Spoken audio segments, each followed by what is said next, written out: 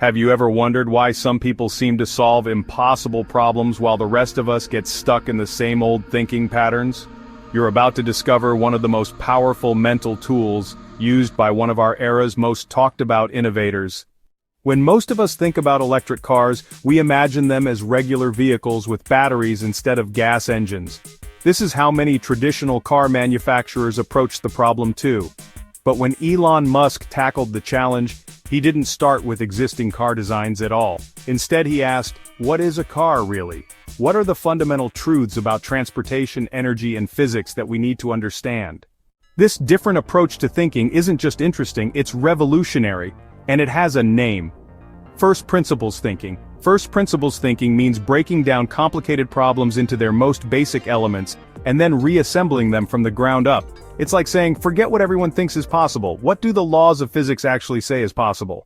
This approach has helped Musk create electric vehicles that outperform gas cars' reusable rockets that were once considered impossible, and tunnel-boring technology that costs a fraction of the industry standard. Today, we're diving deep into how this mental model works, why it's so different from how most people think, and most importantly, how you can use it to solve problems in your own life. Whether you're trying to advance your career, improve your relationships, or just make better everyday decisions. Think of this as your practical guide to thinking like Elon Musk, minus the Twitter drama and quirky baby names. Let's start by understanding what first principles thinking actually is. Imagine you're making spaghetti for dinner. Most of us follow a recipe we've learned or seen before. We're using what's called reasoning by analogy. We copy what works for others. But someone using first principles would start differently. They'd ask, what are the fundamental elements of a good pasta dish? What creates flavor? What textures work well together? What chemical reactions occur during cooking? This approach originated with Aristotle, who defined a first principle as the first basis from which a thing is known. In other words, first principles are the basic truths that cannot be deduced from anything else. They're the atoms of our knowledge, from which everything else is built.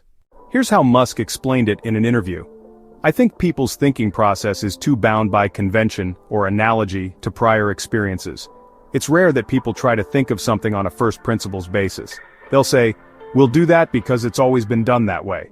Or they'll not do it because, well, nobody's ever done that so it must not be good. But that's just a ridiculous way to think. You have to build up the reasoning from the ground up. From the first principles is the phrase that's used in physics. Now let's contrast this with how most of us think, day to day. We humans are naturally wired for analogical thinking, comparing new situations to ones we've seen before. It's a shortcut that helps us navigate life without reinventing the wheel every morning when we make breakfast. When you learned to drive a car, you probably began by watching others and copying what they did. You didn't derive the principles of internal combustion and friction from scratch. This analogical thinking is efficient, but it comes with a major downside. It limits innovation. When we only build on what exists, we inherit all the limitations and assumptions of previous solutions. It's like trying to make faster horses, when what the world needs is cars. So how exactly does Musk apply first principles? Let's look at a famous example that shows the power of this approach. When Musk wanted to build rockets for SpaceX, he found that buying ready-made rockets was prohibitively expensive at about $65 million each.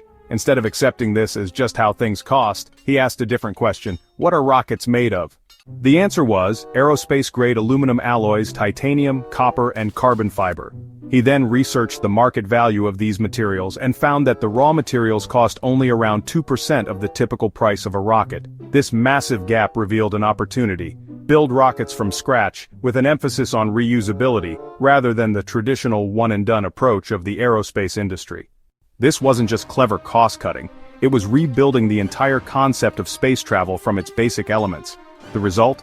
SpaceX now makes rockets that cost a fraction of their competitors, and can return to Earth to be used again, completely transforming the economics of space exploration.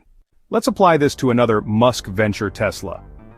When traditional automakers approach electric vehicles, they often start with conventional car designs, and try to adapt them by replacing gas tanks with batteries. But Musk approached the problem from first principles. What do we need to move people safely and efficiently from point A to point B using electrical energy? This led to fundamentally different design decisions. Placing the heavy battery pack at the bottom of the car to lower the center of gravity, designing a car around the electric powertrain rather than squeezing it into an existing design, and creating a completely new approach to automotive software and updates.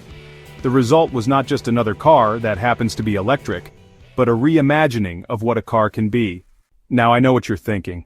That's great for billionaire geniuses trying to colonize Mars, but how does this help me with my everyday problems? I'm glad you asked, because first principles thinking is actually remarkably adaptable to ordinary life situations. Let's say you're trying to save money, a common goal with seemingly obvious solutions like spend less or earn more. But a first principles approach would dig deeper. What is money really? It's a resource that flows in and out.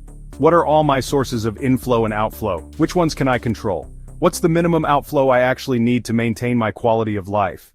This kind of thinking might lead you to realize that your housing costs are your biggest expense. From there, you might reconsider assumptions about where and how you need to live that you previously took for granted.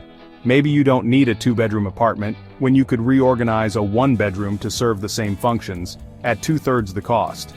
Maybe you don't need to live in an expensive city when remote work is possible. These insights come from questioning basic assumptions rather than making incremental changes to an existing budget. Or consider career advancement.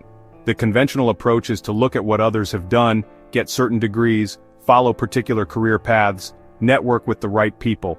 But a first principles thinker would start with the fundamental question: what creates value in my field? This might lead to realizing that the traditional credentials aren't actually what makes someone effective, but rather specific skills or approaches that could be developed through alternative means.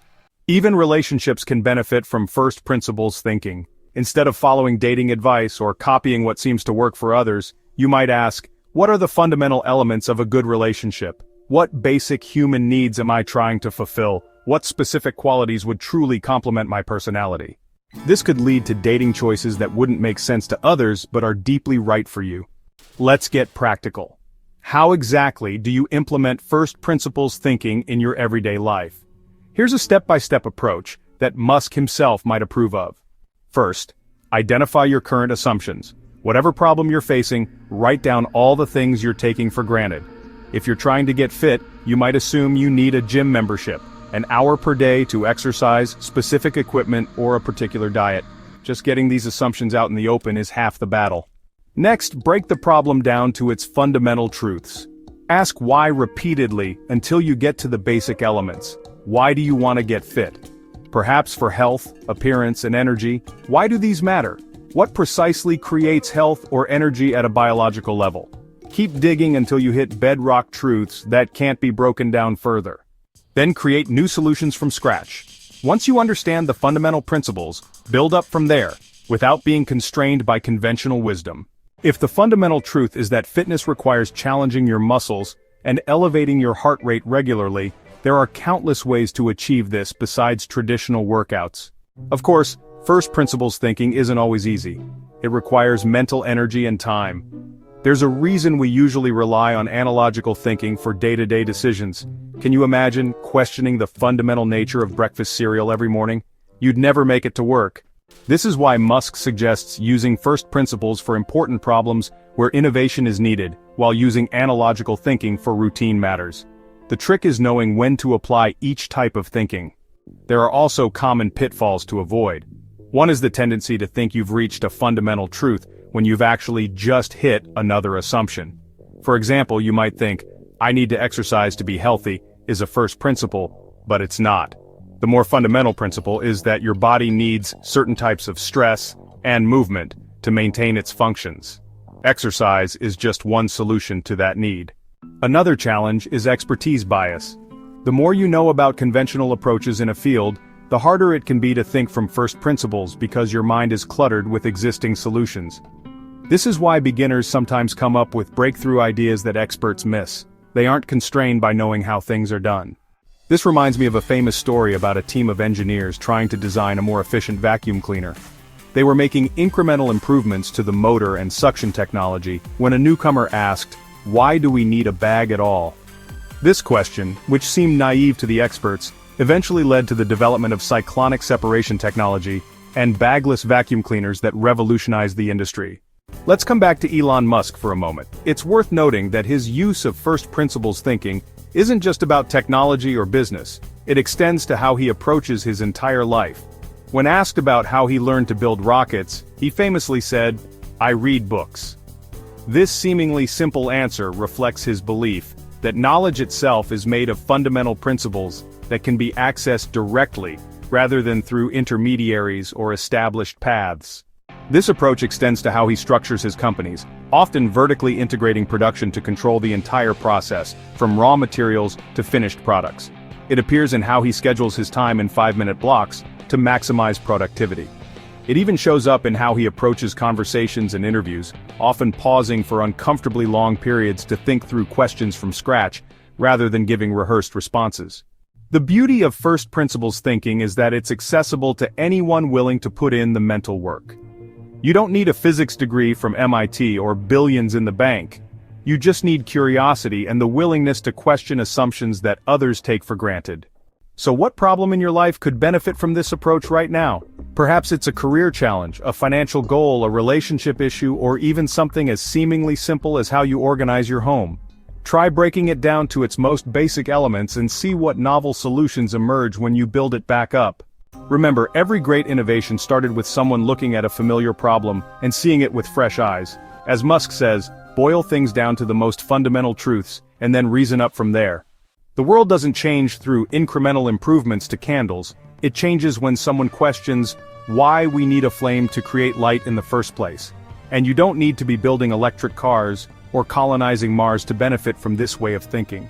Sometimes the most powerful changes come from applying extraordinary thinking to ordinary problems.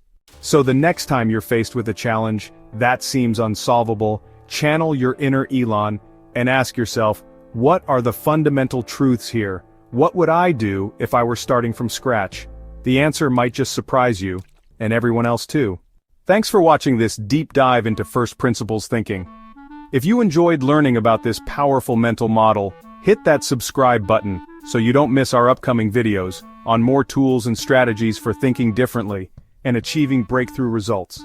And remember, in a world of analogical thinkers, the first principles thinker has a superpower. Use it wisely.